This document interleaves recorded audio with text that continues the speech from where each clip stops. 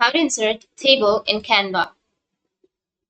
So if you want to insert table in your Canva design, then what you need to do is first open up a browser, any browser that you are comfortable with, and go with canva.com and make sure to log into your account.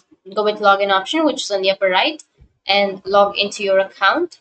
So once you've logged in, you just need to simply go with a design. So for example, I'll be choosing a new or untitled design.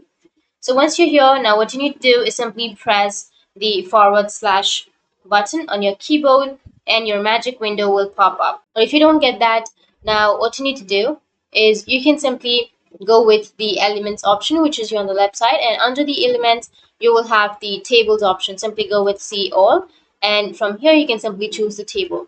You can simply drag and drop, and in this way you'll be able to add tables in your Canva. So that's it.